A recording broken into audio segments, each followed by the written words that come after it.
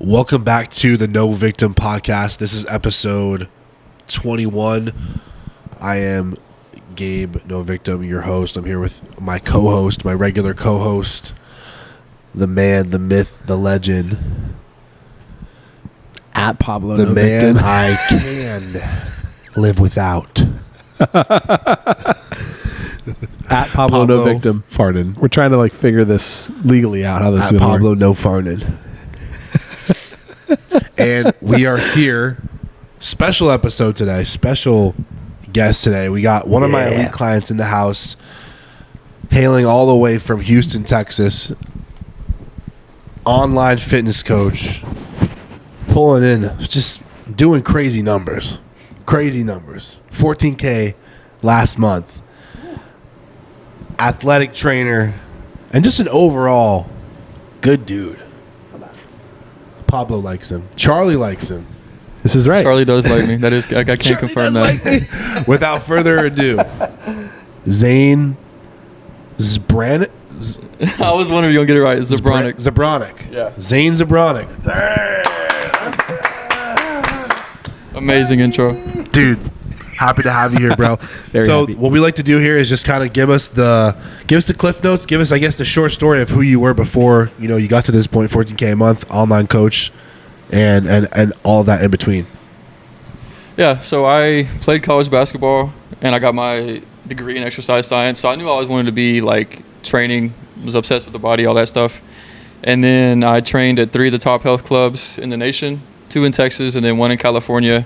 And then I went through some traumatic stuff in California, signed up with you, brought me back to Texas, and seemingly overnight, I'm in a completely different situation. Got you.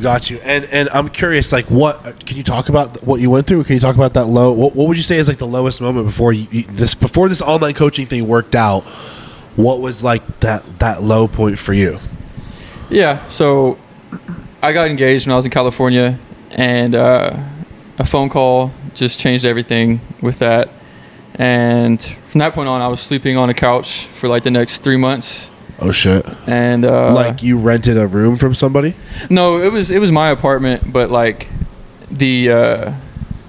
put all of our stuff in the bedroom just because it was it's really hard. You can't heal in the environment that hurt you. Yeah. And so true. Yeah. So and true. So I just slept on a couch for 3 months, and it was comfy. And humbly, kind of people have had it way worse. But yeah, and I was Sure. wasn't going outside. I didn't work out for a month. I wasn't eating. I lost 20 pounds. I went from 205 to 178 ish. Got super pale, no haircut, and It's painting the picture. I have a screenshot. My screen time one day was 15 hours because I was just scrolling, trying to escape the pain. Yeah. Yeah. That's crazy, man. So, holy shit. Okay, so you were engaged, you guys broke things off, and then you were renting a room? Yeah, so I had an apartment I had an apartment 2 blocks from the beach in Carlsbad, California. So as far as struggle goes, I was still extremely blessed, but again, you're in an environment that hurt you, so it became hell real quick. Yeah. And I was training out there for an amazing facility called DBC Fitness, but I was in hell, and I had to get out. Damn. So what got you into the whole fitness game in the first place, and how did you because I want you to kind of walk them through how we connected, because when I met you, you were doing I know you might be doing the athletic training on the side, or Yeah, okay. So from the very jump, I dunked a basketball for the first time when I was 15, and I just got super obsessed with learning how to jump higher. How'd that feel? Oh, it was amazing. I was the only one I was the first one out of my friends to do it. Nice. And I just became obsessed with the body from there. And then, that translated to, I knew I always wanted to be a trainer. And then I started online training as a side hustle in 2021. I think that's when I got my LLC. And so I had always had maybe at least $1,000 a month coming in from that, just working at it super passively. And then, but I followed you since before the Carhartt video on TikTok. Oh wow. Yeah. That's I didn't years. follow you. Yeah, I didn't We're follow talking 3 years. Yeah. But I really didn't follow you early on on. Instagram until a reel popped up of yours when I was going through my breakup and going through the transition of Cali to back to Texas. Do you remember which one it was? No, I was talking to Pablo about it before. One of them was an emotional one, telling a story that I just really resonated with, because I had never known your story. And then you started like posting testimonials. Was this me pulling up to my old house?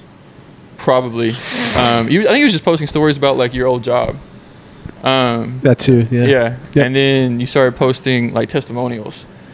And I was telling Pablo, like, you took me through your sales process that you taught me. And it's like, damn, like looking back on that, that's so ironic. But it works. Yeah, it definitely works. He's like, this is what it is. So it's like if ever any elite client ever doubts if it works, it's like, well, we're all here. So Yeah, facts. But yeah, and then we messaged back and forth a little bit. I told you about my situation, and you didn't like, you weren't just like, give me your money. Like I told you, I'm like, dude, like, I'm not re-signing any of my current clients here because like money was good in Cali. Like, DBC sets their trainers up. Like I was chilling. yeah, but I didn't re-sign any of my clients because I knew I was moving back to Texas, and so basically I had enough to pay my $6K worth of bills in Cali and get back to Texas. And so I told Gabe like, hey, money's not where it's at, And then you did the like free webinar, and you posted more testimonials at the end of it, and I was like, non-stop proof. Yeah, and I was like, you know what? I'll learn something. I said, at the very least, I'll go from like, maybe I'll make like $3K a month from this, and then go back, find a gym in Texas I can work at that I kind of like. But yeah, I mean. So you were working there. How much were you making a month? In Cali, I was making anywhere, like my best month was like right under 10. Yeah. I'd say average was probably like 6 to 8. Yeah. Yeah. Which is like pretty good for like early mid 20s, I would say. Exactly. Like, that's pretty good. But with like Carlsbad is one of the most expensive places. So like my apartment rent was $2,800. Woo. Okay. I think. No. My apartment rent was $1,800, and then my gym rent was $2,000. So first every month, $3,800 was out. Yeah. So I know the Instagram account that we talked on. What were you using that for content when we first beginning? So what were you doing that wasn't working? Well, I was only marketing content wise for like in person and like real passively online. So I'd say that wasn't working. I didn't know exactly how to post. Yeah. Yeah. Like I knew I was capable of so much more, and even now, like humbly, I know I'm only scratching the surface. Sure. Yeah. But I just needed somebody to like show me the framework and just point me in the right direction. Yeah, man. And I knew I needed that. Yeah, 100%. I remember like the coaching process when we first talked, and you were like I have nothing else. Like I'm just like putting my all into this, and I'm like, okay, like great. I remember the first 2 weeks were like iffy because it was like you're just putting in the work. You're not, you didn't make any sales. You're not necessarily getting the results that you want yet. That third week, then you pulled 4,500, and then last month, how much did you make total? In April, I made 14,200. 14,200. Okay, so I have a question for you here. And I ask every elite client this question around this in the same way. Why do you think most personal trainers are broke in 2025? And more specifically, what would you say to a trainer that's grinding those 10-hour days at LA Fitness, for example, for $20 an hour? If you're a first-year trainer, I think doing at least 1 year of grinding is okay. Maybe 6 months of grinding, and just getting really good at the sales side, getting really good at making friends in the people side. Yeah. But if you're 3, 4, 5 years in the game plus, and you're only getting paid for your time, like trading time for money, you're never going to build wealth. Yeah. And that is something that my eyes were like, I woke up to that very early on, but I just didn't make the leap into doing this full time until honestly I just had enough pain to push me to do it. Yeah. So it was really that pain and like really knowing like you're like, hey, I have something that I can give to people. I know I can create value. I just need to create a system around that to monetize that.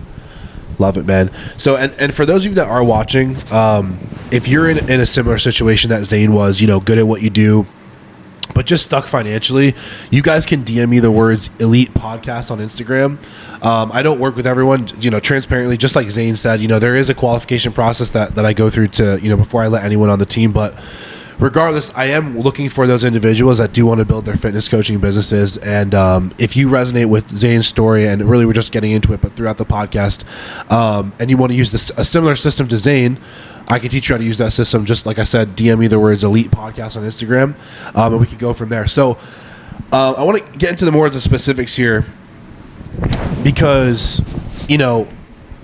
you got into the athletic, you said you were playing basketball, then you got into like the training, personal training. What was like that main mindset shift for you when you start treating this like a business? Where you're like, hey, and especially now since you're operating online and you're a one-man show, and basically, handling every single part of this business now yourself. Online too.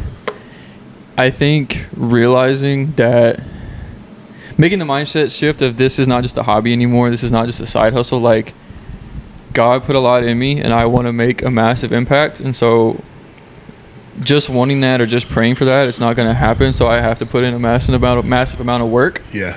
And I need to know how to do it. And so that's why, like, investing with Gabe, it was no brainer. Yeah. So I asked this too, and I asked asked John this, Zach this, because I think that sometimes when people see these podcasts and it's like, and I want to create real value, like if we were on the other end of these things, right? Just really tell them, right? Tell the audience, like, $14K in a month, because most people never make that much money in a month, and you just did that last month, literally going from not even having an online business existing to literally going from above average of what a normal person would make in like less than 2 months.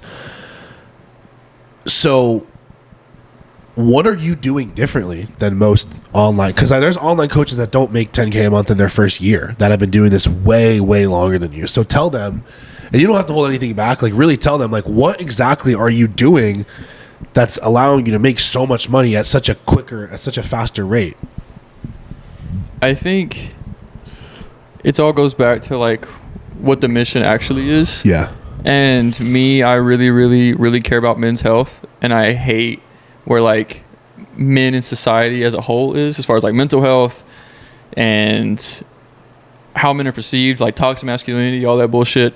And I know a lot of men are suffering, and I think through my content and like the guys I have with me, I think they know that I truly care about their health and how they operate as a man, because if they're operating better, like society as a whole is going to be infinitely better. Okay, so I not to cut you off, but I want to talk about that because I just think it was super interesting, because you said nothing about business. Exactly. Okay, so and so I think there's something very interesting about this, because a lot of people in your position, kind of like the more athletic background, it's like they're going and getting their exercise science degree, their bachelor's or whatever the fuck, master's, whatever, right? And they're trying to start a business out of it. And most of the people that are doing that, they're not even making 10K a month, even fucking 70 grand a year.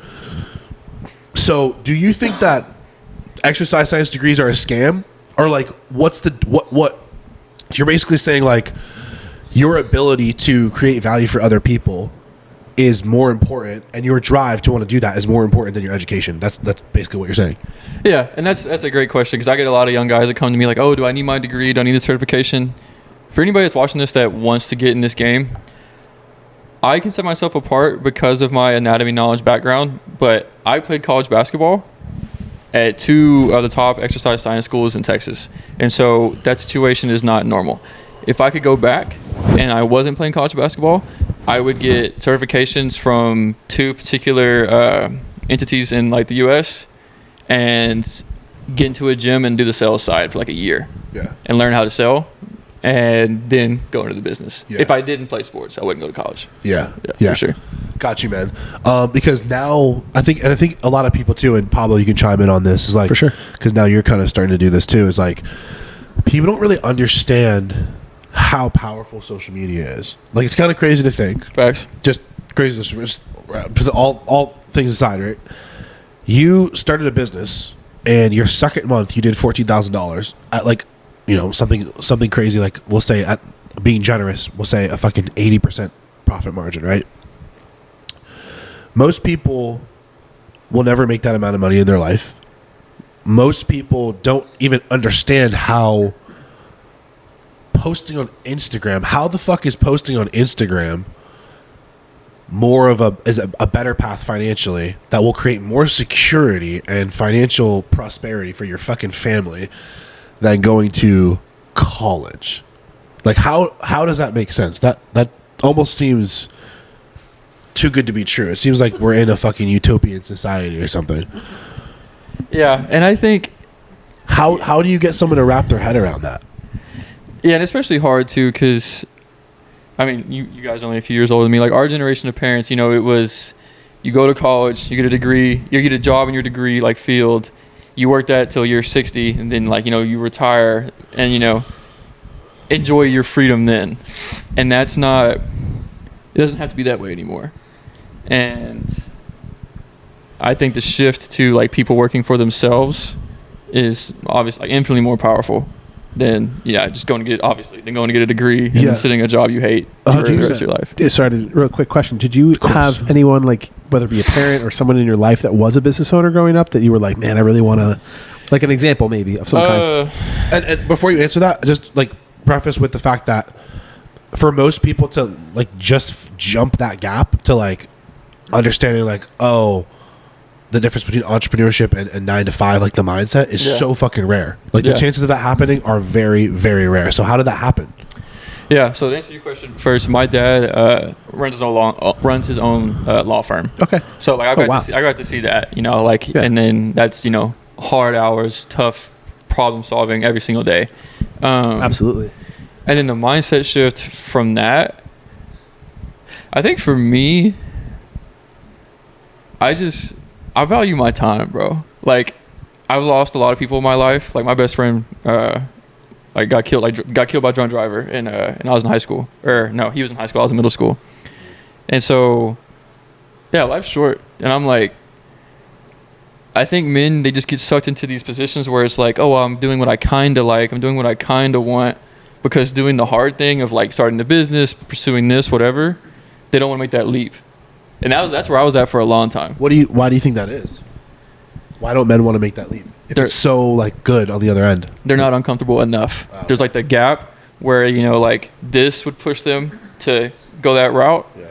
But this is just secure enough and comfortable enough to keep them there. How do we create a level of, you know, I guess I would say almost like mechanical uncomfortability where we can manufacture that in our own lives? Because like, for example, like you start making money, you made $14,000 last month. Like, how do you keep the drive if you just literally 4x your like income? I think one, realizing it's not my money to begin with, it's God's money. Ooh. And then two, what does that mean? Every good thing is a gift from God. So money is good, then it's from him. And I think we can agree money is good if you use it correctly. Yeah, I 100% agree. This is a whole conversation, but there's a really interesting stigma with money, like especially in like a church Christian setting. I think we all, to some degree, have experienced over time where it's like something that is considered evil, but I don't think it is. I think the worship of it is, right? So like the fact of you like putting that above everything else, but that's like anything else. That's like binge eating. Yeah, 1,000%. You know, drinking, anything, like whatever it is, you know, or just partying with friends or whatever it might be. But I think it is an interesting thing that, yes, I would agree it's good. And in the famous words of Kanye West, he said, having money isn't everything, but not having it is. Yeah. And I think, you know, answering your drive question, I mean, on this flight back tomorrow, I'm going to go back to Devers, Texas, my town of 300, staying in my parents' crib and just keep fucking grinding. Like this, the money wasn't the goal. The brand and the business is the goal. The work's the goal. Helping men is the goal, not the money. The money's the byproduct. Mm. And that was a shift that you helped me with, because you were like, oh, you're desiring money too much.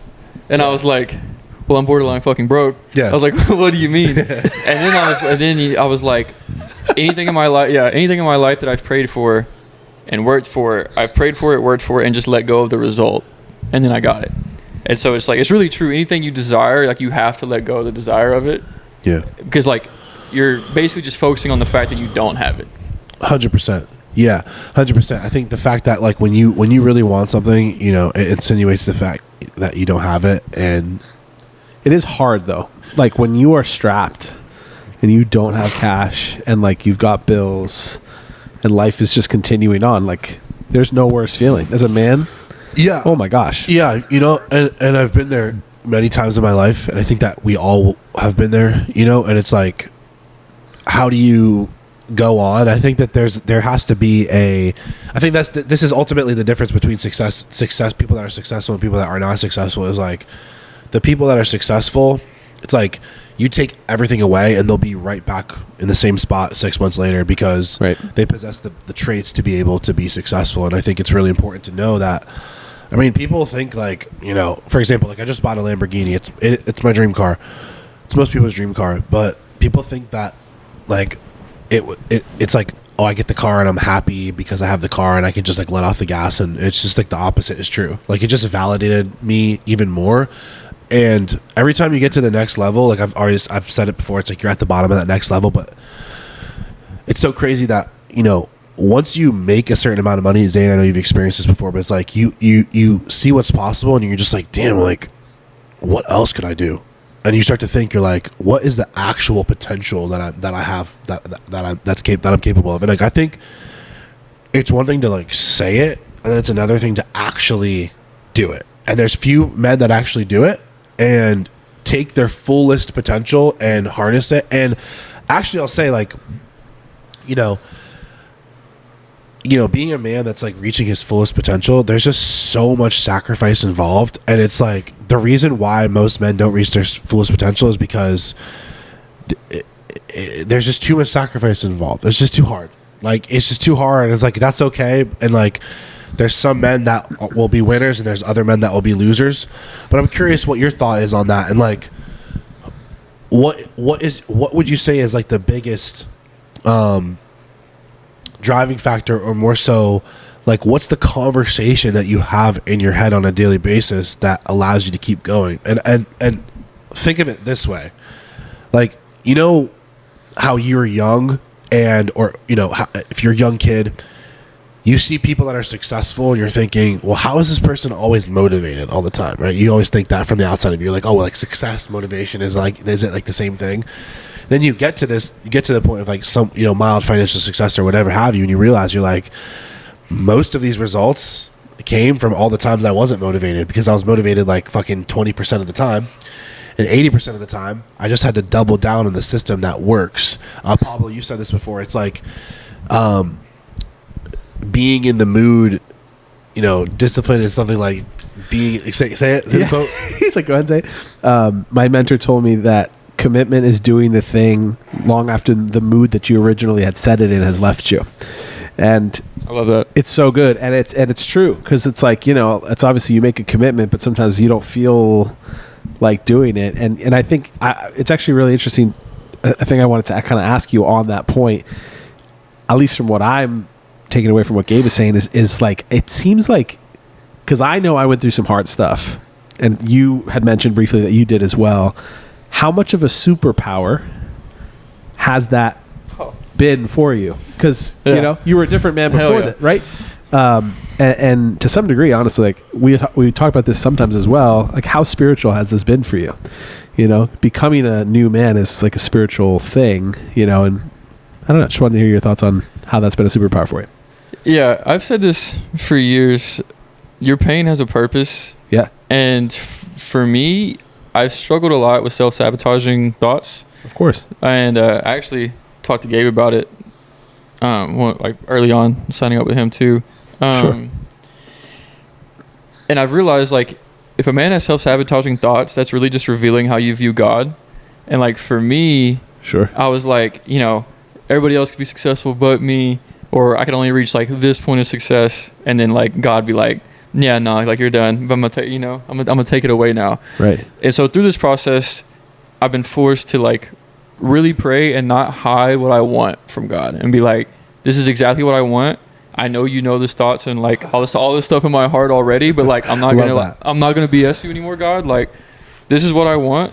This is who I want to be, and like, please help me like get over the shit in my head, please. That is so profound what you just said, bro. Because like when you said, you know, God already knows what's in your heart, it's like it's too late, right? Like like God already knows that you want the fucking Ferrari. He already knows that you want the penthouse. He already knows that you want the, you know, the beautiful girlfriend, wife, whatever.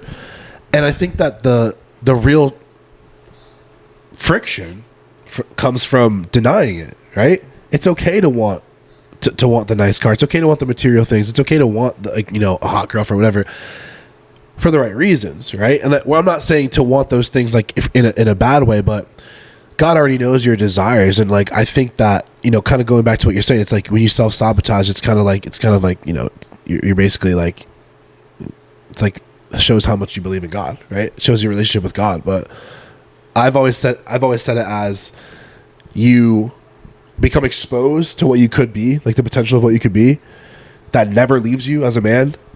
If you don't chase it, you're fucked.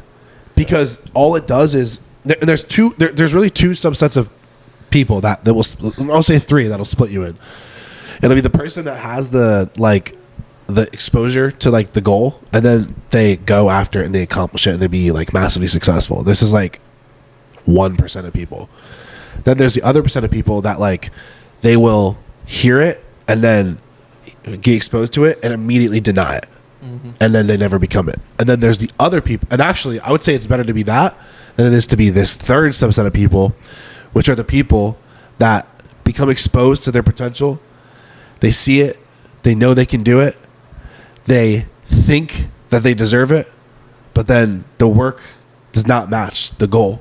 Sure. And then what happens is they become delusional, they become jaded, they hate people like us, they don't understand success, they don't understand money. And that's the worst place you could be in. The better place to be in is to just be like completely fucking ignorant and just be like, oh well, I'm just going to be a janitor the rest of my life, right? Because the janitor and the massively successful entrepreneur have one thing in common: they both know themselves.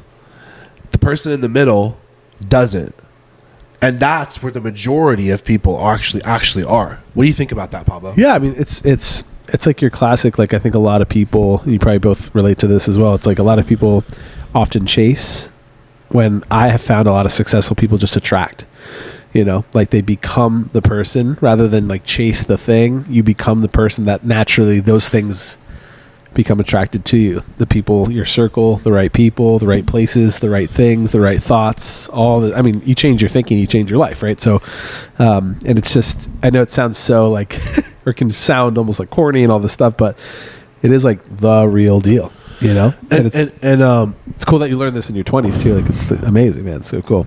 Yeah. And I'll say, like, to your point, Gabe. Yeah. And it's something I learned through this process already. Your business and societal growth, social growth, will never like outgrow your personal growth. And obviously, like I'm one man running a business. It's literally me, and so if I don't know who I am, how can I help other men? Yeah. I don't even know who I am. Yeah. And so that's something, you know, I've really had to dig into what I believe. And, you know, I don't have anybody else's name on my shirt when I'm working anymore besides me. Right. And so I can say exactly what I want to say and call, you know, men out so I can, you know, elicit a response and help them. I think that's the actual number one most influential trait in a man, and what other men are attracted to when they see that in a man that's at a higher level, is when a man knows himself, right? And when he's aware of who he is, because that's really what, at the end of the day, what most men are chasing is like the awareness of like, oh, this is who I am, and like this is what I stand for. I said this in an Instagram caption. I said all men need something to stand on, right? Like what they've done, and then something to stand for, which is like the cause that they live for, right? That's what every man is after. And to kind of switch gears here, speaking of, because you said something about attracting the right thing here. Sure. I want to talk. I know we briefly talked about relationships, but I want your opinion on this. Do you think that women support ambition, or do you think that most men are better off building alone for a season? I think building alone for a season, and I can prove it. Why? Before God gave man a woman, he gave him work. What do you mean? Before God gave Adam Eve, he gave him the garden to work on, and himself. And so I think men, you know, they want the girl, and they think that like that becomes their purpose. Like, you know, and I'm sure y'all have experienced it too, you know, before, like, you know, you were really there, you know, you thought the girl was going to fix you, and like she made you happy for a little bit. Right. And then, you know, shit just goes, you know, shit to the fan, and you're like, oh, like this isn't it. You know, why do I feel so terrible now? And it's because you didn't build yourself. You didn't work on yourself first. So like any young man that comes to me like, oh yeah, about this girl, I'm like, bro, go to work on yourself, and then God will put the woman in your life. Absolutely. It's true. So do you think that you can build a business with a girl, or you can't do both? I think you absolutely can, but it has to be divine intervention. Yeah. Got you. Do you think that that's where you were before you started the business? I think because you talked about experiencing pain and that being a catalyst for change. What does that like mean to you? I think for me, pain can be like gift wrap from God. Obviously, we make our own bad decisions, and you know we can choose things that definitely hurt us. Pablo, Charlie. But I also think, like again, there's nothing you can go through that God won't either like put you through, bring you out. Because I mean, if that all that wouldn't have happened to me in California, I wouldn't have had the business I have now. I wouldn't have the appreciation for life I have now. I wouldn't have come to Pennsylvania, be here with y'all. Sure. The most painful thing in my life happened, and it was the greatest thing that ever happened to me. And I'm 26. Yeah. I always say that you know, sometimes like life's biggest setbacks are God's greatest setups for your life, you know? Amen. And so it's kind of interesting how I went through some crazy stuff too. I'm sure we all have. I mean, dude, we all have. Like everyone, you know, people say like things are good, but like, dude, everybody's been through some stuff, you know? And so I know I have for sure. And I often say I have all those people to thank. Absolutely. It's so weird, like such a backwards way of thinking about it, but it's like so true because I wouldn't even have been able to reach depths within myself had I not been, you know, that's powerful. Mutilated essentially. Facts. For lack of better terms. Facts. You know? Yeah, I think that, and I'm curious what your take is on this, Zane, is, you know, I think you're right when you say pain is a teacher, right? It teaches you a lot, and it'll be a catalyst for change. But for someone that, you know, and I think it's actually interesting to think about too, because I think that even like when you're a man, every man understands heartbreak to a certain extent. Like if you've been through it, Facts. you know, you could be rich or poor, right? That shit, you know, you're going to your job at fucking Subway and you're fucking crying in the back room while you're making bread, you know, versus, you know, the motherfucker that's, you know, smoking a fucking $1,000 cigar at his fucking, you know, penthouse balcony, whatever, who just, you know, him and his girlfriend just broke up, right? Right. The reason I'm saying this and the reason I think it's important to just note this is because, you know, no one's safe from this, you know, and I think that it, you know, why it's so important to talk about this and note this fact is because people that are not at that high level yet, they always think that people are successful because they have money, right? Which is like so opposite. And it come to find out that the most successful individuals have a way of handling things just totally different than most people, right? And this doesn't mean that like you're like completely safe and immune from whatever, you know, just because you make money. But I think, and I'm curious what your thought is on this, that a man that knows himself, that doesn't let a breakup completely fucking ruin him and uses it for the better, has some sort of process, some sort of mantra, even if it's like a loose-based system or a protocol, to essentially not fucking off themselves in the worst situation. Yeah. Sometimes it's the gym for people, but I'm curious, like, what would you say to a person, and in the most practical sense, for someone that's going through something just like you know, recently broke up? What would you say to them? What the fuck should I, like, if someone's like, Zane, what do I do? Tears in their eyes. Girl just broke up with me. I'm completely messed up. I can't see the light at the end of the tunnel. What should I do tomorrow or today? I think realizing that a man's biggest problem is himself, and that realizing no matter what like that woman did to you or what situation was, you hurt yourself, like no matter what it was, even if she cheated, because chances are there was probably a red flag early on that you ignored, and realize like taking ownership of that makes the healing process so much easier. And then from there, writing, bro. Like I had journals full when I was in my dungeon in Cali, because there's something about getting the thoughts out of your head onto the paper and seeing them, and it just makes it so much more real. And so you see it logically and not just emotionally. And that makes the healing just a lot easier. Yeah. Pablo? I would agree. Because I remember you went through some crazy shit. I remember you were in the basement there for a little bit. I was, man, for sure. The hard part about mine was very public. So like I was, one of the main worship leaders at a church, very large church, and so was she, and so for everything to kind of like come to a screeching halt and, just like very like scary, violent stuff happening behind closed doors that I like actually had to leave the state for like my own safety. I actually ended up in Texas for 3 months. And so, yeah, there was a lot of like walks. Yeah. Just walk and hell yeah. Bro, by yourself. Like, where it's almost like you kind of meet yourself for the first time, really. Yeah. Everything that you kind of like, you built around you that, you think you're like, your fully like actualized self. Oh yeah. All comes crashing down and it's literally just you and God. Yeah. Right.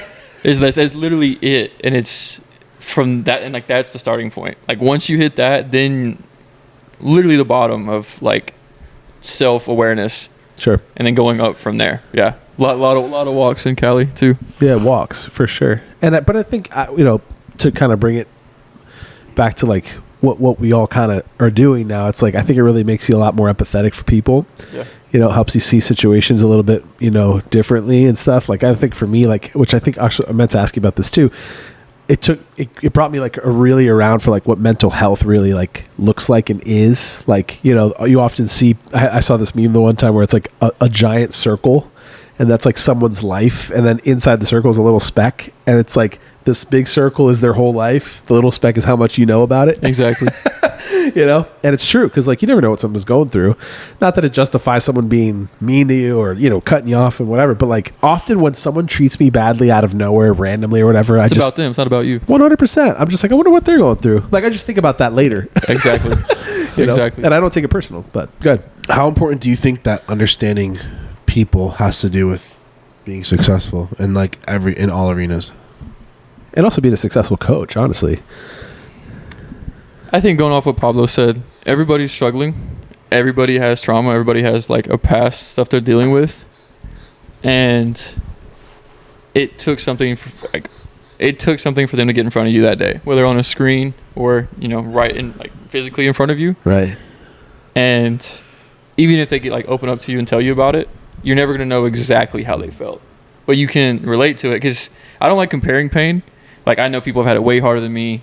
And like, I mean, yeah, yours is like way harder than me. No, but it's hard. The pain for me was just as real as the pain was to you. Oh, yeah. And so, when guys vent to me about what they're going through or whatever, I never like, oh man, that's like, you're just being soft. Like that's not shit. I'm like, no, dude, I get it. Like I really get it. Yeah. Yeah, it's true.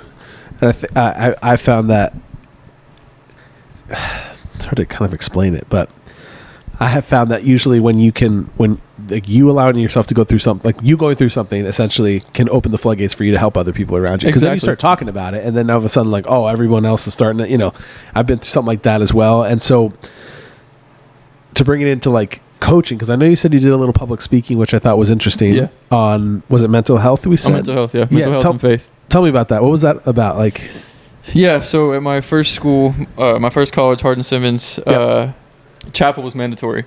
Okay. And, I'm on the college basketball team, so we're definitely going. Yeah. And a speaker came, and he put microphones in the crowd. And he said, come up and tell a conversation that changed your life. And he would make a song off of it, off the rip.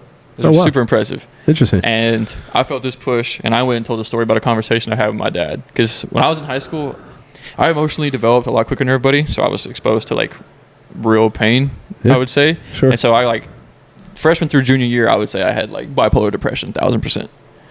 And got it. Yeah, quick blip of the convo. My dad was like, I hate how you treat people. He said, I love everybody no matter what they do to me because I know what's relevant. He's like, it's your mom and you. They don't touch you. Like I can take anything. Yeah. And then I was like, I just need to know what's relevant and realize 99% of people I'm around at high school aren't relevant. Doesn't mean I don't love them, but it means like they can only hurt me if I put them high enough to hurt me. And so I told that story briefly. Yeah. that day. And then kids emailed the chaplain and were like, hey, can he speak? Oh, wow. And so at 19 years old, I spoke in front of my entire university about mental health and faith. How about it? That's super cool. I think I saw some clips from that. Yeah, I posted it for sure. Dope. I have a question here. How would you say your identity has changed since you started making more money? I would say, honestly, with every sale, with like every client I got, with every like man that I've like started to help and am helping, it's just pushed me closer to God. Because I'm like, I know I'm leveling up. I know there's gonna be more at stake, and so I just need more of Him to keep me focusing on the path and not stir off. Wow. Money will either change you or the people around you, and yeah, I didn't want that to be me. Yeah. I mean, money is just a magnifier of who you really are. You know? Exactly. You're a good man with money. You're generous. You're a bad man with money. You be greedy, right? So it's like, that's all it really is. Just like a kind of a window, honestly, into your heart, who you are. Yeah, you can tell a lot by a man's bank statement, you know, and all that. But it is really cool because which I think, if I may just say, so for years, and this is just like the most tangible example in front of me at the moment, is like I watched Gabe for years work on fitness, his body, nutrition, and being broke as you can get. It's way down there. But I had a lot of respect for the discipline he had, number one. But number two, he learned something, and then eventually that value became valuable enough once he put it on the right track to run on, right? He got on the right track to run on with social media and whatever these things, and then positioned it in such a way that people like yourself could resonate with his story. 1000%. And then, you know what I mean? You saw the value in and now you're 100% utilizing it, right? Just like, you know, but it's what my point is, like, it takes a lot of time to kind of figure out what you're worth, you know, like how much, because like, you know, like everyone's worth something. You know, we're all valuable, right? But how valuable are you to the market, right? So like, how much do you get paid? What's your hourly rate, quote unquote, right? So like, that's what I have found.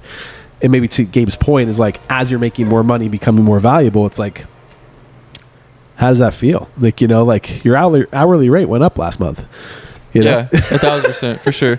And Yeah. I think if anything, it's just edifying because I knew all this was in me. Sure. I just didn't know how to bring it out. There you go. And that's like Gabe said, like 10K a month needs to be regular. And like, again, it's not even about the money. No. And so once I hit that, and again, it was never about the money. It's about who I am becoming in the process, and the brand, the business, the impact. It wasn't going to change anything. If anything, it was just going to make me push even harder because I knew this was in me. Right. Yeah. There's a lot of people that attach like emotion to money. I'd say money is really just like a metric to see if your business is working or not working. True. It's a scoreboard, really. Like if you're in business and don't make money, then it's a hobby. You know, because hobbies cost you money, right? But if you're in business and you make money, then it's working. That's all it is. But there's a lot of emotion sometimes people attach it to, which is much I get. Yeah, I think that in order to like actually change your financial situation, you can't attach it to money, but there does have to be 100% a drive to be financially successful. Like, you know what I'm saying? So I think like here's the thing, right? Is like it's kind of binary. Is like the individuals that make the most money are not sitting here like, how can I help as many, like, it's like that is part of it, sure, but like they go hand in hand, and I think there has to be a serious fucking conversation about like the level of intensity and aggression you have to be financially successful, even beyond fucking 10K a month, or not even to put a number on it, right? Like it's easy to pay your fucking bills, right? It's easy to just, make a little bit of extra money, but to like really make like, serious fucking money, like serious fucking bread, you really gotta bleed for it. And yeah, you're not gonna make money if you're not focused on helping people, of course. but you have to be seriously fucking, you got to be a seriously driven motherfucker if you want to be like rich. You know what I'm saying? And I think like once you can realize that, I'm gonna put this fella down here. Once you can realize that when it comes to making money, like this is what I mean is like it's not just one thing. It's not just creating value for people, and it's also not just being like, oh, I'm gonna have hustle. It's putting both of those together. But when you can really put them together into one thing, this is what it looks like. It looks like it looks like being so fucking convicted in what you have the ability to help other people with that you will fucking die for it. Yeah. It means that you have the ability to sell that service no matter fucking what for essentially the price that you choose.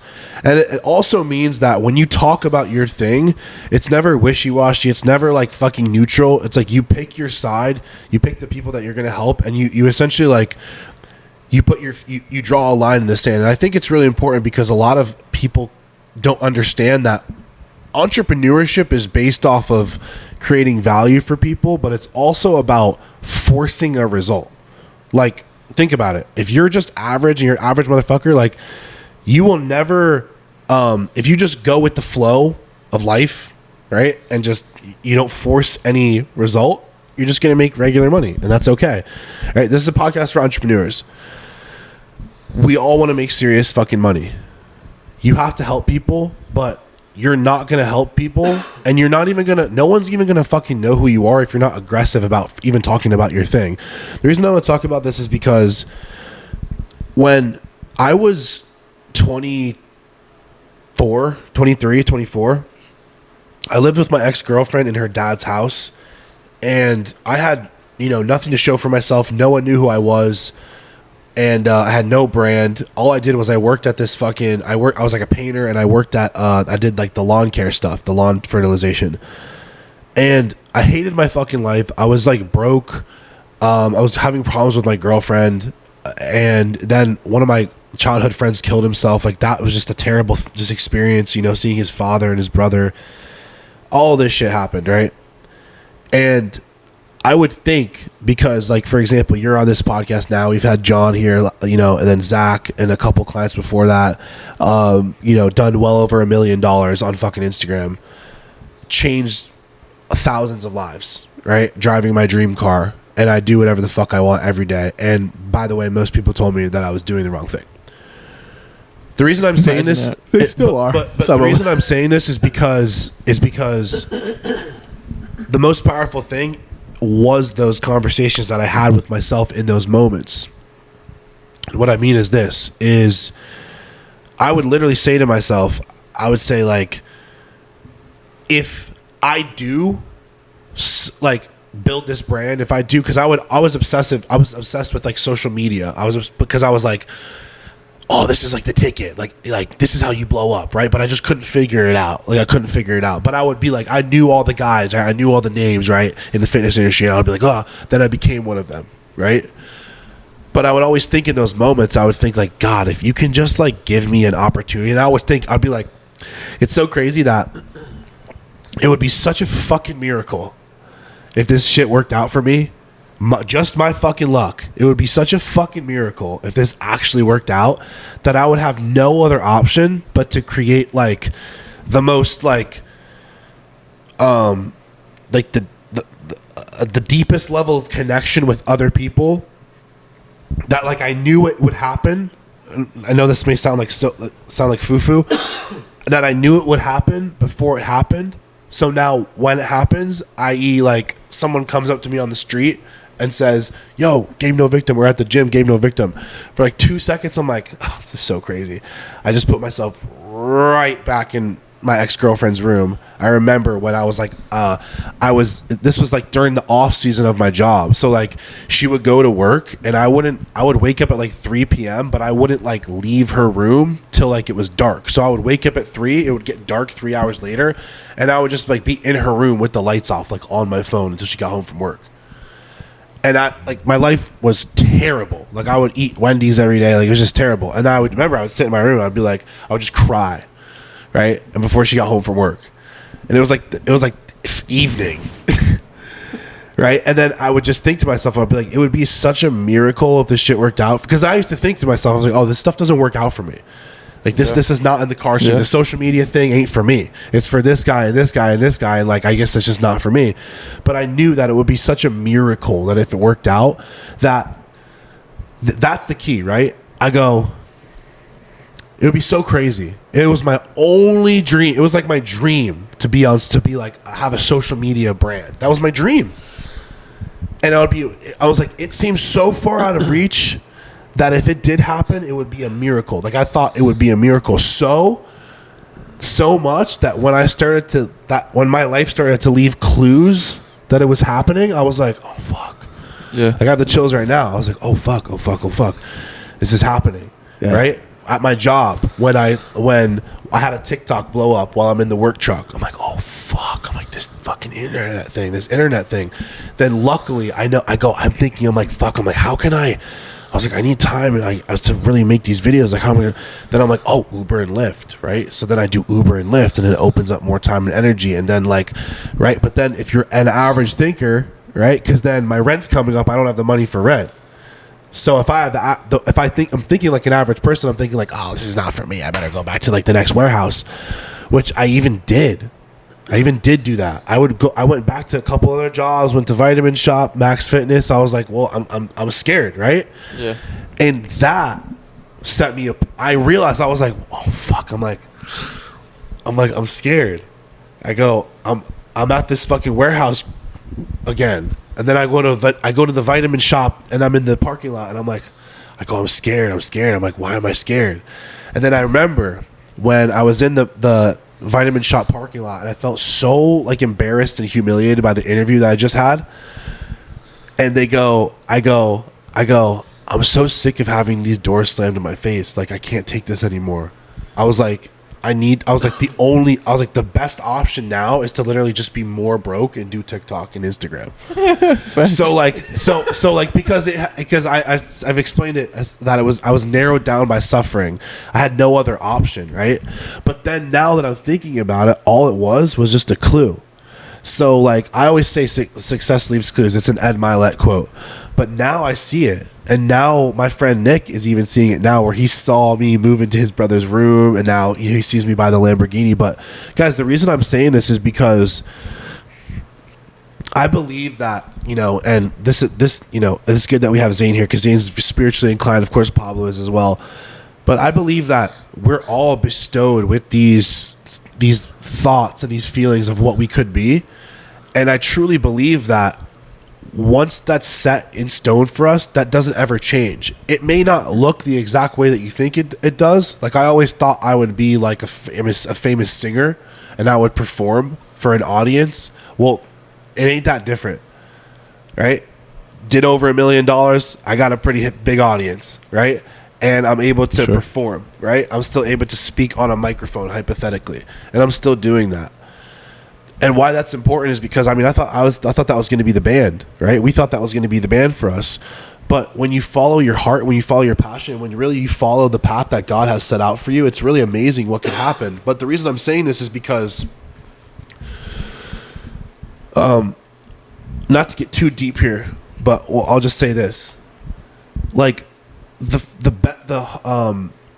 highest form of love is like sacrificing yourself, right? Is like that sacrificial love where you like give up something for someone else because you care about them.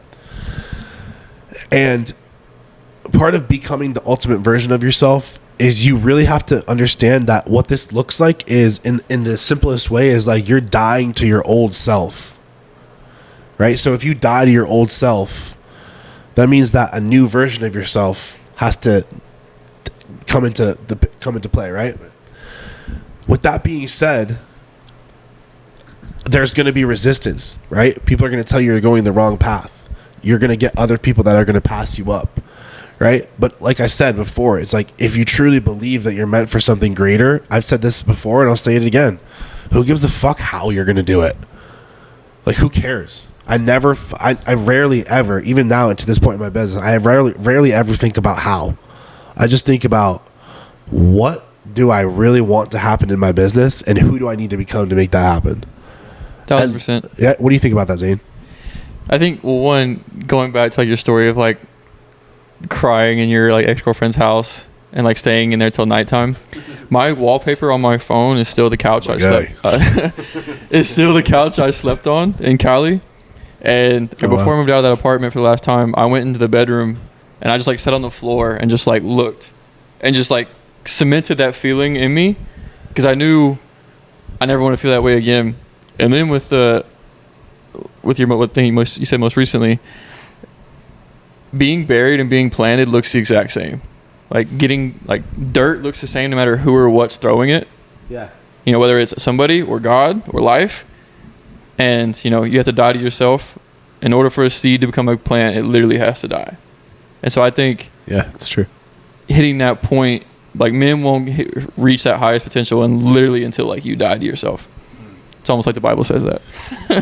It's almost like it does. And it's true. I mean, it's crazy because I remember when he was doing all this TikTok stuff in an apartment not far from here, honestly, like probably maybe 15 minutes from here. I often would be like, dude, you're like, you know, you're doing so much TikTok stuff. You're in your like work truck. You're doing all this stuff. How are you like, how? Like, you know, I remember I would ask him this and he was like, I don't know. I think it's God. Like, dude, he used to say that all the time. Facts. Remember you told me that? And I'm like, how? It's so crazy. Because it's like, right? I can only explain it as... Because you couldn't even explain it at the time. There was like a spiritual event that took place when I thought like my life... I had such a negative connotation about the 9 to 5, and it made my life so miserable that I didn't believe that it was going to be my reality. So I felt like God was talking to me so strongly in those moments that he pushed me out of that job. And when he pushed me out of that job, yeah, I did explain it to Pablo where I was like, I felt like God was giving me all these ideas to just make all this content, and it was just like nonstop.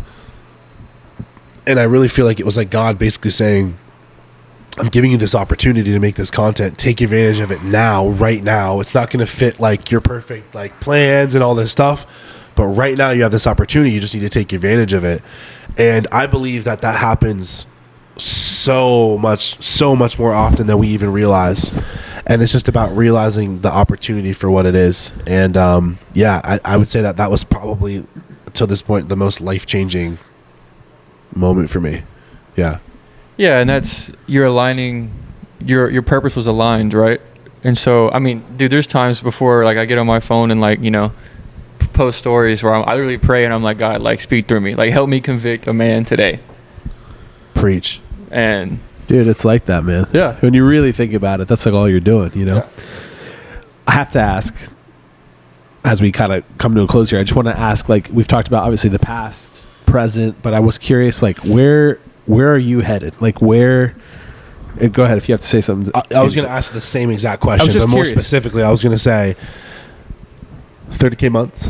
Don't be looking. Don't be looking. 30K months, building a team, something else. Yeah, what are we doing? What are we doing? Just because, like, I'm sorry, real quick. Your business grew fucking fast. But it's also, like, right at the beginning still, bro. Like, you know what I'm saying? Like, you know, Gabe said success leaves clues, and I think that's very powerful. He's getting a Lambo.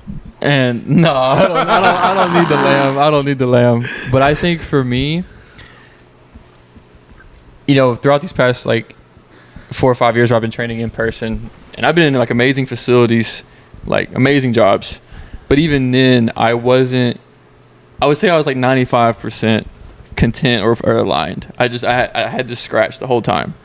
And so I think where I'm heading is just exactly what I'm doing, just the impact gets magnified the higher I go. And because I don't like, eventually I want to get to a point where I'm traveling to speak again. Because I truly think, you know, the Bible talks about gifts. I truly think you can put any man in front of me and I can help take their pain away, whether physically, mentally, or spiritually. I love that. And so, again, it's not about the money. It's becoming somebody equivalent to the potential I know God put in me. And with the competitive mindset and how hard I am myself, will I ever get there? Probably not, but I've accepted that, and I've reached a point in my like personal growth where I have joy through this process versus being like bitter and like negative self-talk where I'm like breaking myself down for being, you know, everything I'm not. Right. Sheesh. It's been a good pod. I do have one last question. I don't know if you had another one. Right after you. Go ahead. You're good. I was gonna say, what's one piece of advice that you would give a guy who wants more out of his life but just doesn't believe that he can have it? Get down to the why of why you don't believe that you can have it. So there was one day early on when I was like in the program, and I was still doing like the pre stuff. I was back in Texas, and I was watching one of my clients' houses for them, and I was trying to make content, like brainstorm, and I couldn't come up with anything. And I was like, all right. And so I went outside and I journaled, and like top of the journal, I was like, why do I self-sabotage? And I just wrote and wrote and wrote until I got to like that answer for myself. And like I had that conversation with God, and it was like a block had been lifted from me, like creative wise. And so 1, get to the why of that. 2, get a mentor.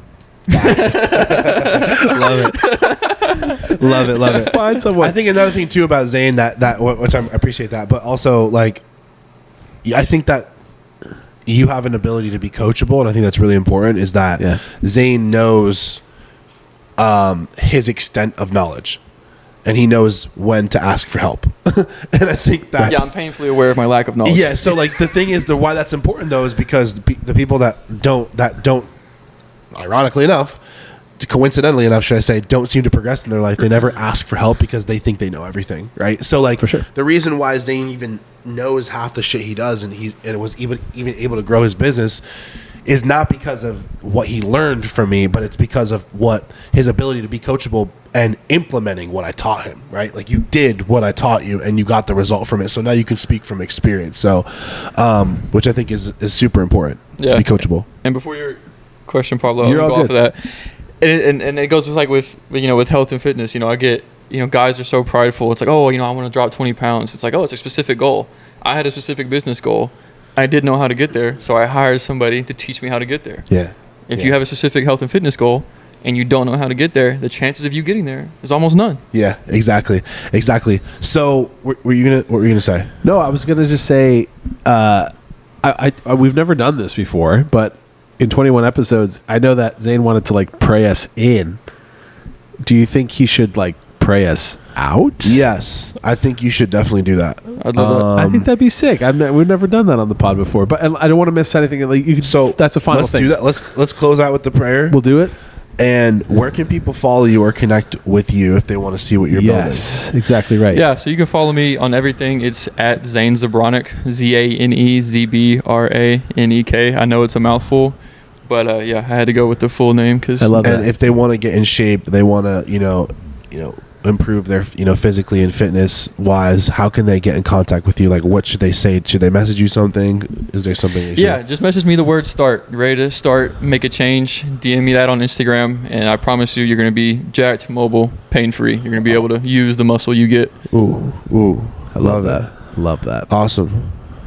Cool, dude. You want to pray us out real quick? All right, let's episode 21 prayer. Let's do it. Let's pray out. Let's do it. Absolutely. Cool. All ready? Yeah. Dear God, we just thank you for this day, Lord. I thank you for pain, God, especially to these men to the left and right of me. For us all to be here right now, we had to conquer a lot of pain. And I just pray that for any young men or older men watching this, they just get convicted and can see you shine through us and just see that with life's battles, using what you put in us, you can conquer that and truly make something beautiful. Thank you for everything you've done. Thank you for everything you will do. In Jesus' name, amen. Amen. Thank you, Gabe. And Thanks, Pablo. Absolutely. Yes, a No Victim podcast first, closing out with a prayer. Thanks for watching. Thanks for listening. Episode 21. Episode 21, closing out. Peace. We'll see you. Dope. That's sick. That's sick.